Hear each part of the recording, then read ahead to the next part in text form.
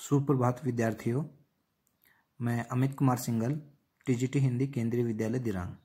विद्यार्थियों, आज हम सूरदास के पदों की पुनरावृत्ति करेंगे। एक बार हम पढ़ चुके हैं, तो सबसे पहले हम सूरदास का जीवन परिचय पढ़ेंगे। तो चलिए देखते हैं। सूरदास का जन्म 1478 में कब हुआ था? सन 1478 में माना जाता है। ये भक्ति काल के कवि हैं। किस काल के कवि हैं? भक्ति काल के कवि हैं। उनकी भाषा कैसी है? ब्रज भाषा है। कैसी भाषा है? ब्रज भाषा है। और वल्लभाचार्य के शिष्य रहे हैं सूरदास जी। एक मान्यता के अनुसार उनका जन्म मथुरा के निकट रुणकता या रेणुका क्षेत्र में हुई। मथुरा के निकट है रुणकता या रेणुका क्षेत्र।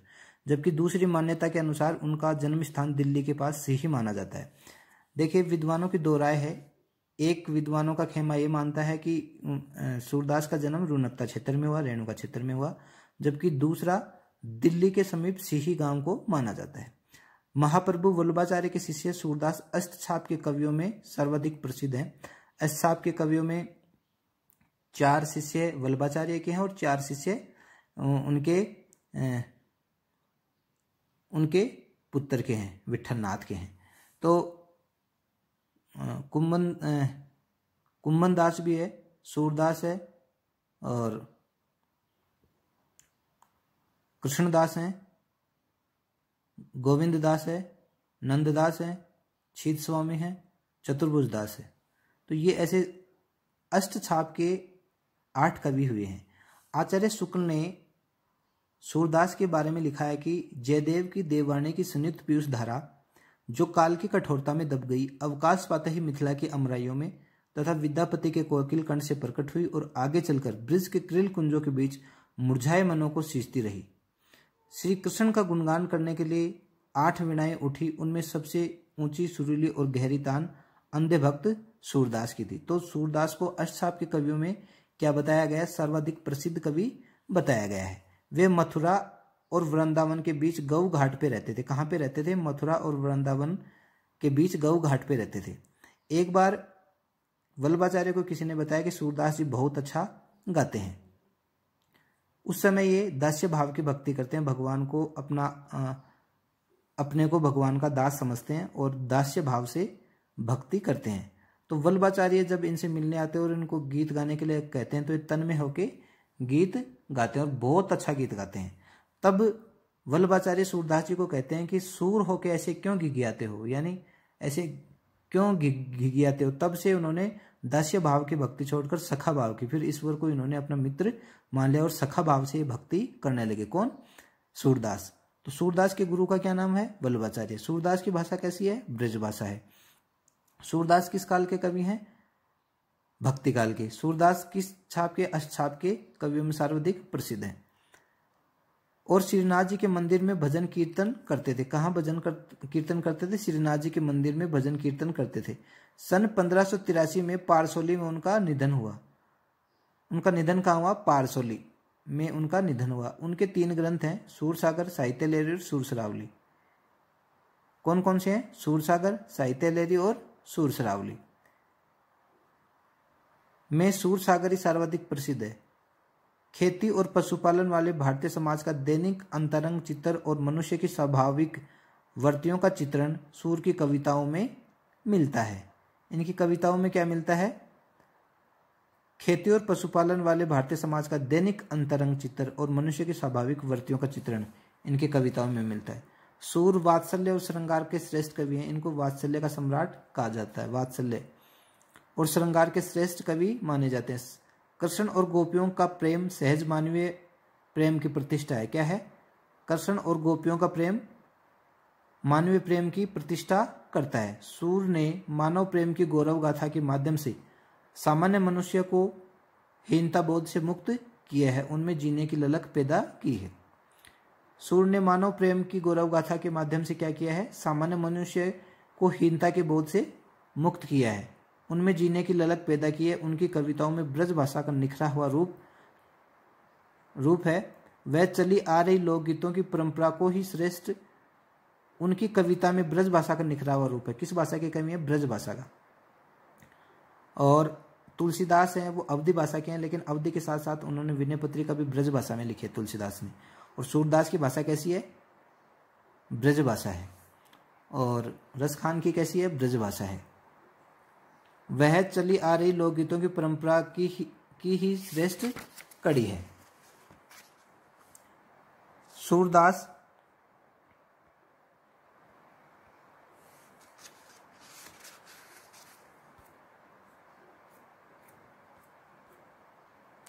यहां सूरदास के भ्रमर गीत के 4 पद लिए गए हैं। कितने पद लिए गए हैं? 4 पद लिए गए हैं। कृष्ण ने मथुरा जाने के बाद स्वयं न लौटकर उद्धव के जरिए गोपियों के पास संदेश भेजा था।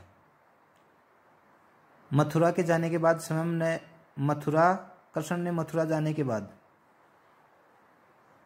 स्वयं ने लौटकर उद्धव के जरिए गोपियों के पास संदेश भेजा था। उद्धव ने निर्गुण ब्रह्म एवं वियोग का उपदेश देकर गोपियों की विरह वेदना को शांत करने का प्रयास किया। गोपियां ज्ञान मार्ग की बजाय प्रेम मार्ग को पसंद करती थी। गोपियां किस मार्ग को पसंद करती थी? प्रेम मार्ग को पसंद करती थी। इसी कारण उन्हें उद्धव का शुष्क संदेश पसंद नहीं आया। इस कारण उन्हें उद्धव का क्या पसंद नहीं आया? शुष्क संदेश पसंद नहीं आया। तभी वहां एक भंवरा आ पहुंचा। क्या पहुंचा? भंवरा आ पहुंचा। यहीं से भ्रमर गीत का प्रारंभ होता है। भ्रमर गीत का प्रारंभ कहां से होता है? जब उद्धव गोपियों के पास निर्गुण ब्रह्म का संदेश लेकर आता है, तभी वहां भंवरा आ पहुंचा। यहीं से भ्रमर गीत का प्रारंभ होता है। गोपियों ने भ्रमर के बहाने उद्धव पर व्यंग्य बाण छोड़े हैं। किसके बहाने छोड़े हैं? भ्रमर के बहाने उद्धव पर व्यंग्य बाण छोड़े हैं। पहले पद में गोपियों की शिकायत वाजिब लगती है कि यदि उद्धव कभी स्नेह के धागे में बंधे होते तो वे विरह वेदना की अनुभूति अवश्य कर पाते। दूसरे पद में गोपियों की यह स्वीकारोक्ति है कि उनके मन की अभिलाषाएं मन में ही रह गई हैं, कृष्ण के प्रति उनके प्रेम की गहराई को अभिव्यक्त करती हैं। तीसरे पद में वे उद्धव की योग साधना को कड़वी ककड़ी जैसा बताकर अपने एकनिष्ठ प्रेम में दृढ़ विश्वास प्रकट करती हैं। कौन? गोपियां। चौथे पद में उद्धव को ताना मारती हैं कि कृष्ण ने अब राजनीति पढ़ ली है। अंत में गोपियों द्वारा राजधर्म यानी प्रजाहित याद दिलाया जाना सूरदास की लोक धर्मिता को दर्शाता है। अंत में सूरदास द्वारा उद्धव को राजधर्म यानी प्रजा का हित याद दिलाना सूरदास की लोक धर्मिता को दर्शाता है। अब यहां पहला पद है ब्रज भाषा में,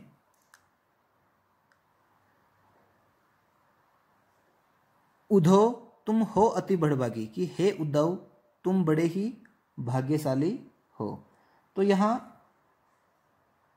उद्धव को बड़ा भाग्यशाली क्यों कहती है गोपियां? गोपियां उद्धव को बड़ भागी इसलिए कहते हैं क्योंकि वे श्री कृष्ण के साथ रहकर भी उनके प्रेम बंधन में नहीं पड़े हैं। उद्धव तुम हो अति बड़भागी, अपरस रहत स्नेह तगाते नाही मन अनुरागी। यानी अपरस का क्या मतलब है? अलिप्त, अछूता। अपरस रहत स्नेह तगाते नाहिन मन अनुरागी, यानी तुम कृष्ण के पास रहकर भी उनके साथ रहकर भी प्रेम बंधन में नहीं पड़े। वे प्रेम की पीड़ा को झेलने से बच गए, वे प्रेम से अलिप्त रह पाए। ऐसा वे व्यंग्य में कहती हैं। कौन? गोपियां। किसको कहती हैं? उद्धव को कहती हैं। अपरस रहत, अपरस बिना रस के, अलिप्त, अछूता। अपरस रहत स्नेह तगाते, स्नेह यानी प्रेम, स्नेह तगाते नाहिन मनो अनुरागी, अनुराग प्रेम, नाहिन नहीं, मन यानी तुम्हारा मन है वो प्रेम से परिपूर्ण नहीं हुआ, प्रेम में रमा नहीं है। तुम बड़े भाग्यशाली हो, अर्थात तुम प्रेम से क्या रहे हो? अछूते रहे। अपरस रहत स्नेह तगाते, श्री कृष्ण के प्रेम से क्या रहे हो? अछूते रहे हो। तो दूसरे पद में पुरैनी पात रहत जल भीतर तारस देह न दागी। पुरैनी क्या होता है? कमल का पत्ता होता है, वो पानी में रहता है लेकिन फिर भी पानी का दाग नहीं लगता। पुरैनी पात रहत जल भीतर तारस देह न दागी, फिर भी उस पे जल का दाग नहीं लगता, वो उस पे काई नहीं लगती है। इसी प्रकार एक उदाहरण दे रही हैं कि जिस प्रकार कमल का पत्ता पानी में रहते हुए भी पानी का कोई असर नहीं पड़ता, उसी प्रकार तुम कृष्ण के पास रहकर भी कृष्ण के प्रेम का आपके ऊपर कोई असर नहीं है। तो गोपियों ने उद्धव की विरक्ति के भाव को किन उदाहरणों से प्रस्तुत किया है? कमल के गोपियों ने उद्धव के विरक्ति भाव को कमल के पत्तों और तेल के गागरों के उदाहरण से। जो जल माह तेल के गागरी बूंद न ताके लगे। और जिस प्रकार जो जल माह तेल की गागरी, तेल की बूंद पानी में पड़ती है तो ऊपर आ जाती है, बूंद न ताके लगी। पानी की बूंद है ना, पानी पे वो पानी में अंदर नहीं रहती, वो ऊपर आ जाता है तेल। तो जिस प्रकार जल के मध्य रहते हुए भी तेल पर पानी की एक बूंद तक नहीं टिकती। तेल की गागरी, तेल का जो सागर है उसमें एक बूंद पानी की डाल दी जाए तो बूंद है वो ऊपर आ जाएगा, उसमें बूंद न ताके लागी, उस पर कोई असर नहीं होगा।